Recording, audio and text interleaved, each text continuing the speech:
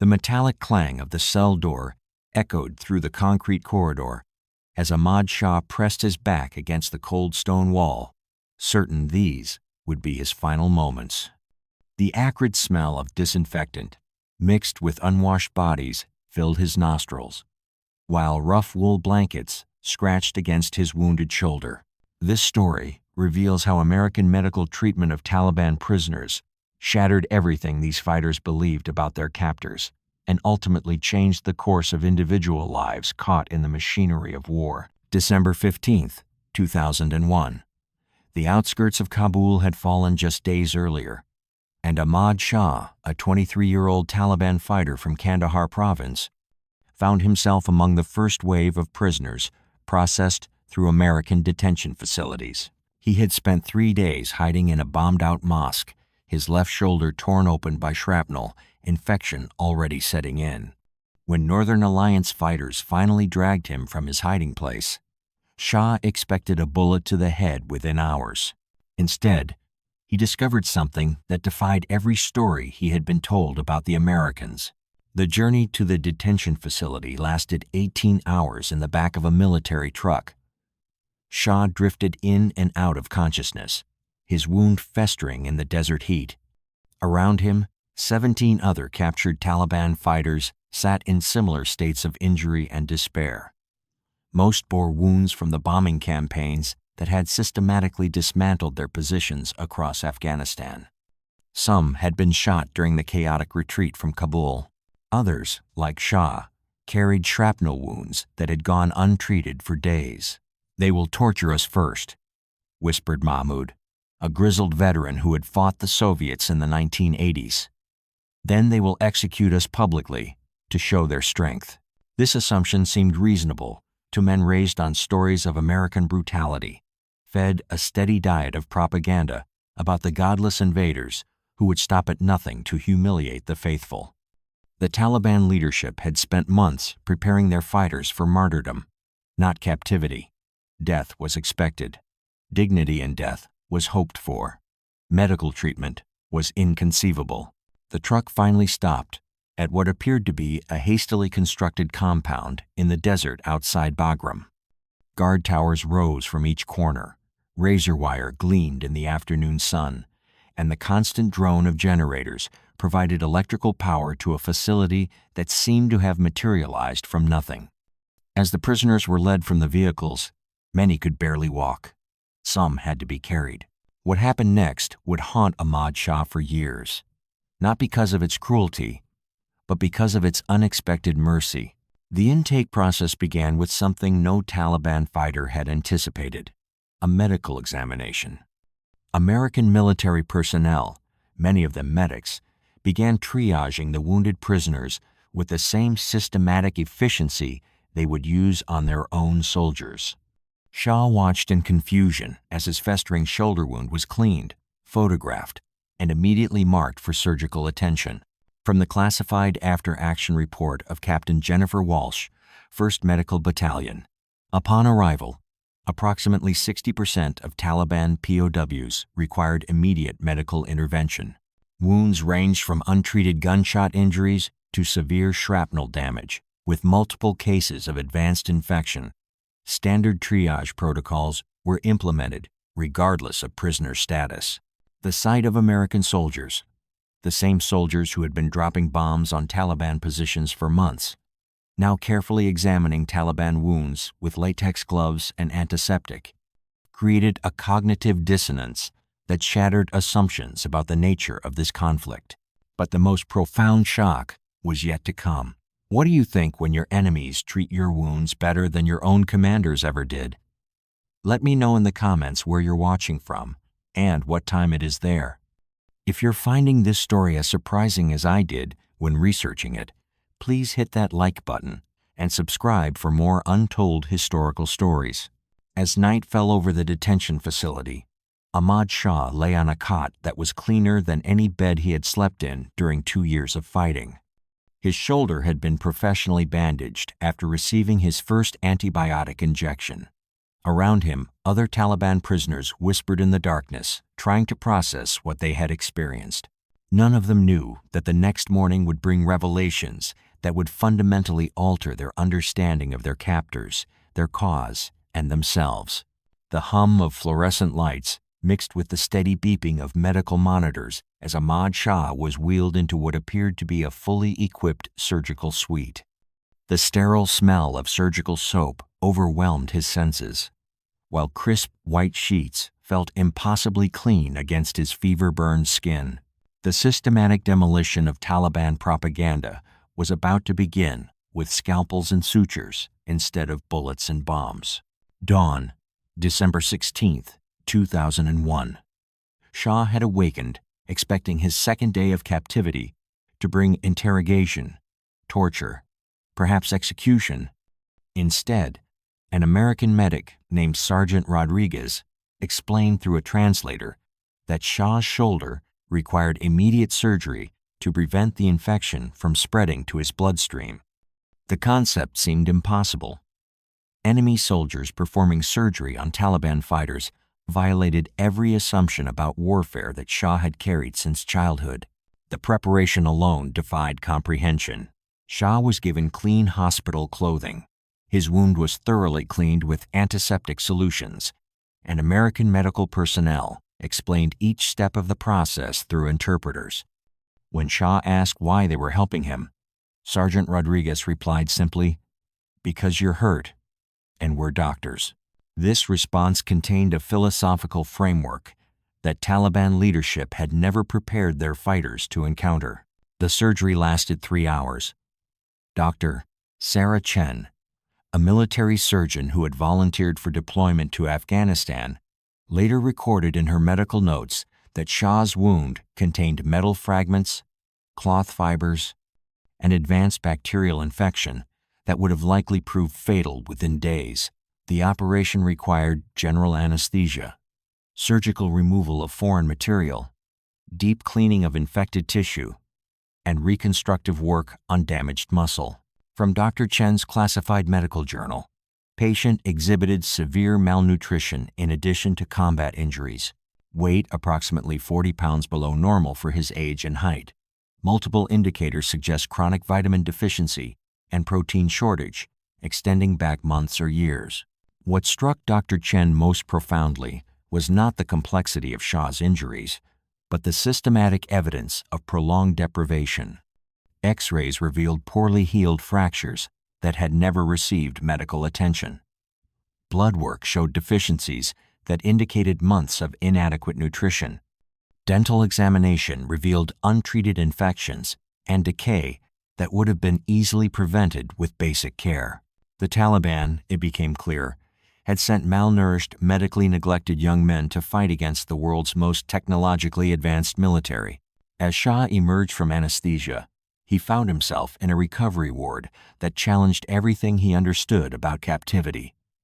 Clean sheets were changed daily. Nurses checked his vital signs every few hours. Pain medication was administered regularly without requests. Most shocking of all, American medical personnel treated him with the same professional attention they provided to their own wounded soldiers. In the bed next to Shah lay Habibullah, a Taliban commander from Helmand province who had lost his left leg below the knee to an American airstrike. American surgeons had amputated the damaged limb, treated the infection, and fitted him with a prosthetic device that allowed limited mobility. The sight of American doctors working to restore function to a Taliban commander's body, knowing full well that this same commander had been coordinating attacks against American forces just days earlier, created a moral paradox that neither Shah nor Habibullah could reconcile with their understanding of warfare. "Why do they heal us when they could let us die?" Habibullah whispered during the night shift when the ward was quiet except for the soft footsteps of nursing staff. This question would haunt both men for years. The medical ward contained 43 Taliban prisoners in various stages of treatment and recovery. Some had undergone major surgery. Others received treatment for chronic conditions that had gone unaddressed for years. American medical personnel provided care that exceeded what most of these men had received as civilians in Taliban-controlled Afghanistan. where modern medical facilities were virtually non-existent, and medical supplies were reserved for Taliban leadership. The daily routine in the medical ward followed protocols that seemed designed to demonstrate American capacity rather than mere medical necessity. Breakfast arrived on clean plastic trays with portions that exceeded what most prisoners had eaten in months. Fresh fruit, protein, dairy products, and bread appeared in quantities that suggested unlimited supply. When prisoners couldn't finish their meals, the excess food was simply discarded, a display of abundance that contradicted years of Taliban propaganda about American weakness and resource constraints. Medical treatment itself became a form of psychological warfare, though whether intentionally or not, remained unclear to the prisoners. Physical therapy sessions began once Shah's shoulder had sufficiently healed. American therapists worked with Taliban prisoners to restore function to damaged limbs, rebuild muscle mass lost during periods of malnutrition, and address chronic pain issues. The sight of American soldiers patiently helping Taliban fighters regain the use of their bodies created cognitive dissonance that extended far beyond individual medical cases. Yet something even more profound was developing in the medical ward, something that would ultimately prove more transformative than the medical treatment itself: mercy without expectation of return. The prisoners began to notice that American medical staff asked nothing in return for their care. No information about Taliban operations, no denunciations of their former cause, no expressions of gratitude or loyalty. The medical treatment was provided simply because the prisoners were human beings in need of care. This unconditional mercy violated every assumption about power, warfare, and human nature that had shaped these men's worldview. But the most devastating revelation was still to come, when these same prisoners would discover what their own leadership had been telling their families about their fate. The scratching of pencil on paper filled the quiet of the detention facility's communication room as Ahmad Shah stared at the blank Red Cross form, unable to find words to explain his impossible situation to his family. The musty smell of canvas mailbags mixed with the metallic tang of security equipment, while rough wooden benches offered the first opportunity many prisoners had experienced to contact home in months. The psychological demolition of Taliban ideology was about to accelerate through the simple act of writing letters that their families had been told would never come. January 8, 2002. 3 weeks into his captivity, Shah learned from American administrators that he was permitted to send a letter to his family through the International Committee of the Red Cross. The concept seemed surreal. Taliban leadership had told fighters that capture meant immediate execution, that families should consider them martyred the moment they disappeared into American custody. Yet here sat 43 Taliban prisoners, alive, healing, and now granted the privilege of correspondence with the outside world. What none of them knew was that their families had already held funeral prayers for them. The Red Cross communication program revealed the depth of Taliban deception in ways that medical treatment alone could not achieve. When Shah's letter reached his village outside Kandahar 6 weeks later, his mother collapsed upon seeing his handwriting. His family had been told by Taliban officials that all captured fighters were executed immediately by American forces, that their bodies were desecrated and left unburied as warnings to other Muslims. Memorial services had been held. His younger brother had been recruited to avenge his death. From Ahmad Shah's first letter home, dated January 8, 2002. Beloved mother, I am alive and healing. The Americans have sewn my shoulder with careful stitches and given me medicines.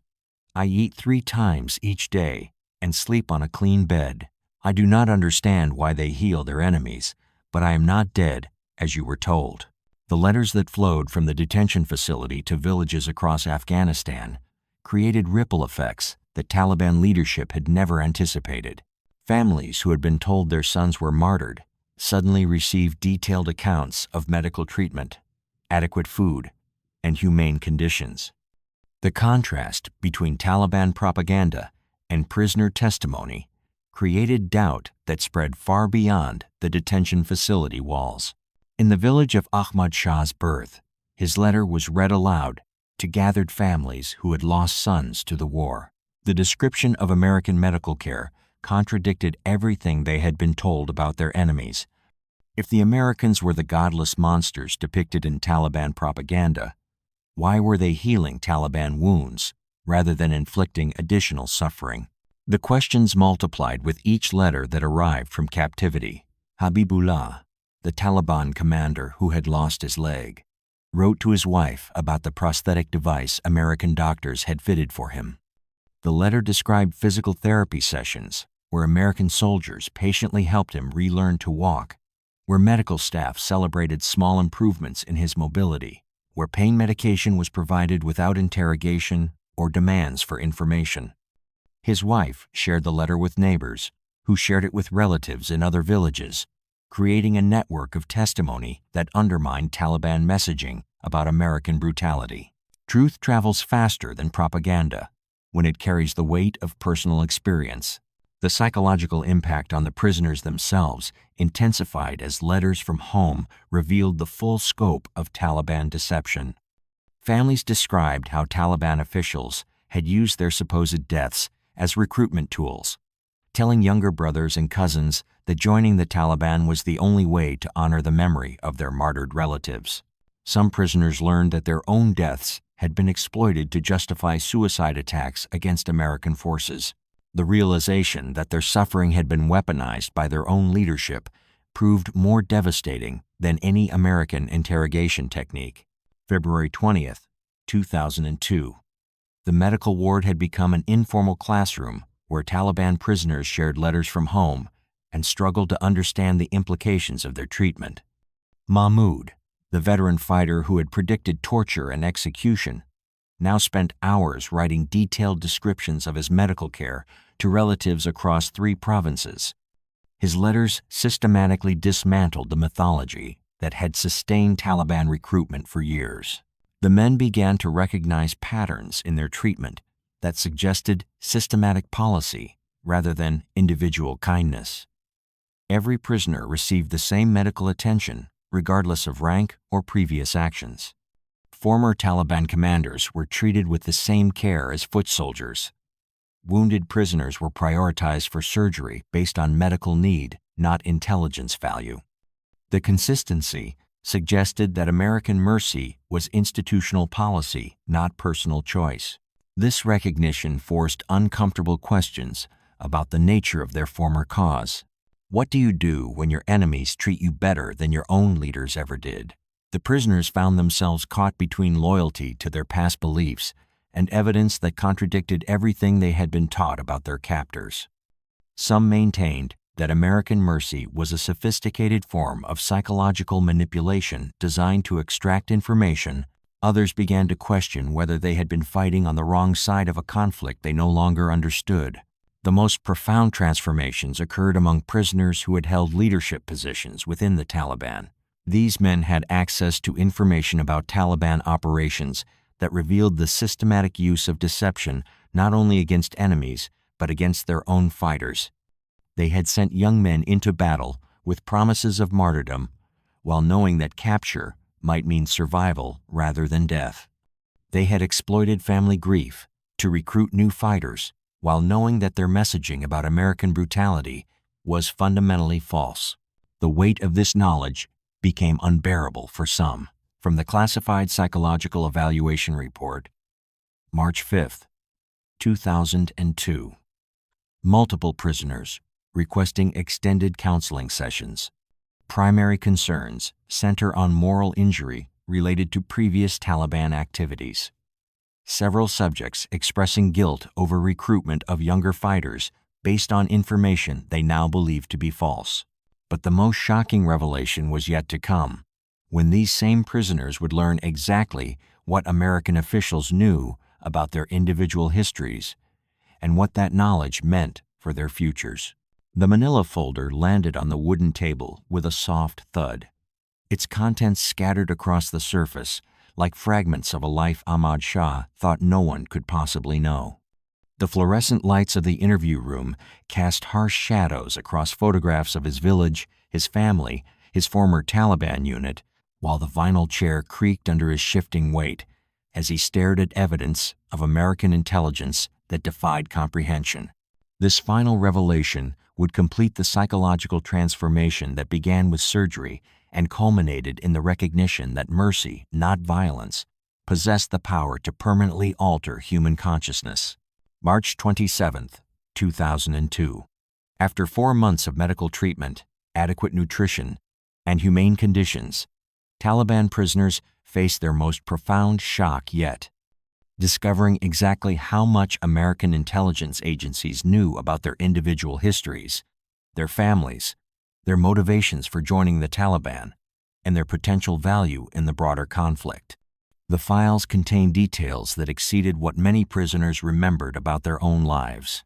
Shah's folder included photographs of his house taken from satellite imagery, transcripts of conversations with Taliban recruiters that someone had apparently recorded, detailed biographical information about his parents and siblings, and assessments of his psychological profile that American analysts had compiled before he was even captured.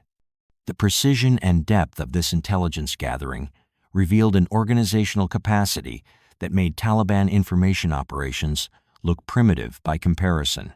From the declassified intelligence assessment of Ahmad Shah, dated February 14, 2002. Subject recruited at age 21, following death of father in Northern Alliance attack. Primary motivation appears to be economic necessity rather than ideological commitment. Psychological profile suggests high probability of rehabilitation given appropriate intervention. The Americans had known, before Shah even knew it himself, that he would eventually question his involvement with the Taliban. What emerged from these final interviews was the systematic nature of American strategy in handling Taliban prisoners. Medical treatment, humane conditions, and family communication privileges were not random acts of kindness, but calculated policies designed to demonstrate the fundamental differences between democratic and authoritarian approaches to power. Every aspect of prisoner treatment served to contradict Taliban propaganda while creating cognitive dissonance that would persist long after the prisoners returned home. The strategy succeeded beyond all expectations. Dr. Robert Chen, the military psychologist who conducted exit interviews with repatriated Taliban prisoners, documented remarkable transformations in worldview that extended far beyond simple gratitude for medical treatment.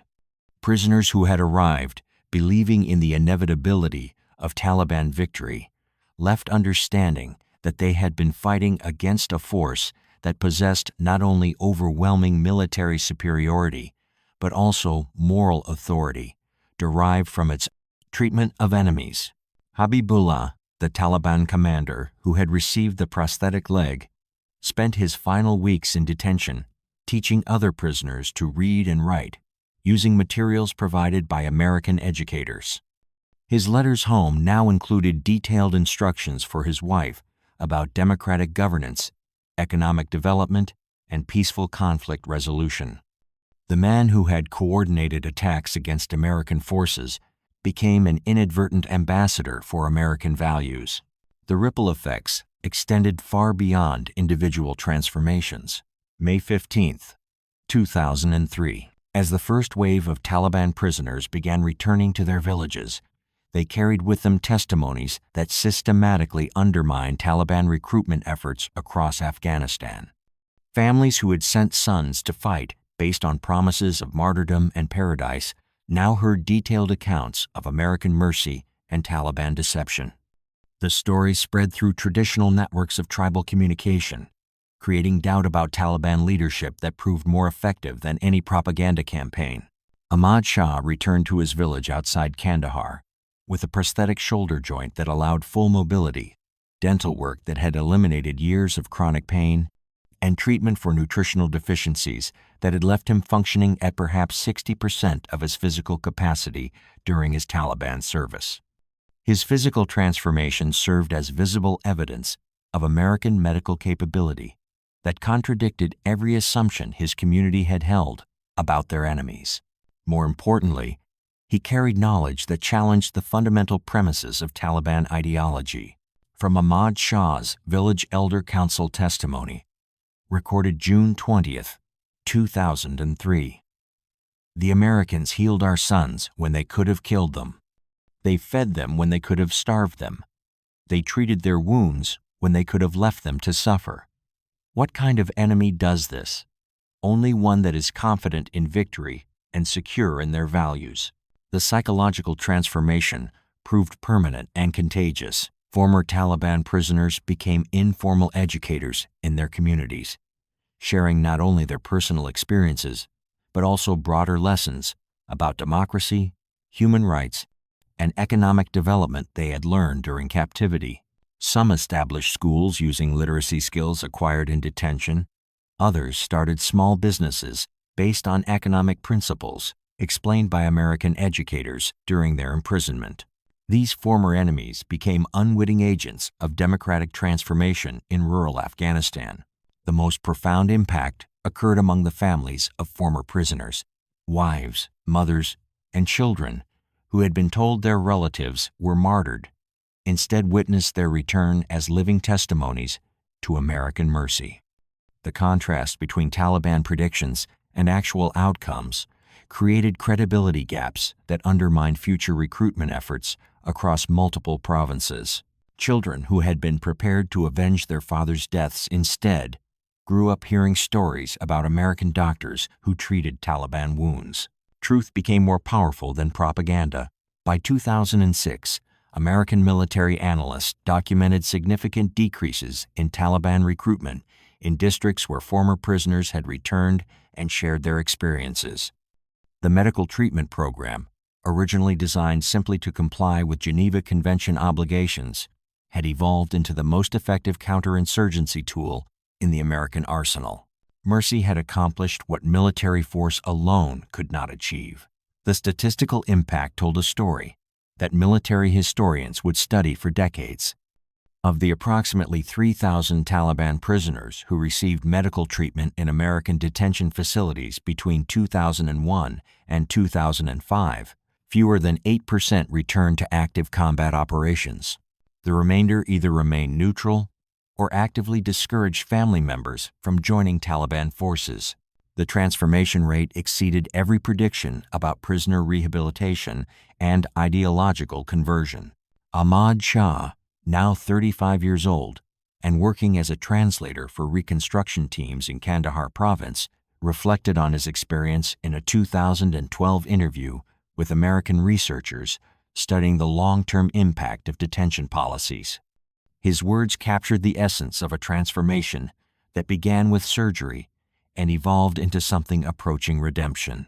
They could have let me die from infection in that cell. Instead, they gave me a new shoulder and a new understanding of power. Real strength does not come from the ability to destroy enemies, but from the wisdom to transform them. The Americans showed me that mercy is not weakness, but the highest expression of confidence.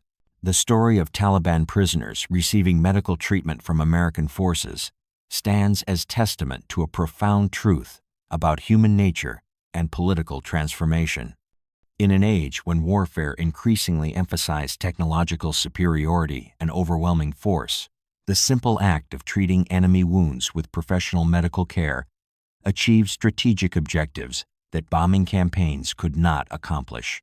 The former Taliban fighters who experienced American medical mercy became living refutations of extremist ideology, carrying back to their communities evidence that challenged every assumption about American character and democratic values. Their transformation from enemies to inadvertent ambassadors represented one of the most successful ideological conversion programs in modern military history. Accomplished not through coercion or propaganda, but through the simple demonstration of human dignity, applied universally. Mercy became memory, memory became testimony, and testimony became truth, more powerful than any weapon in the American arsenal.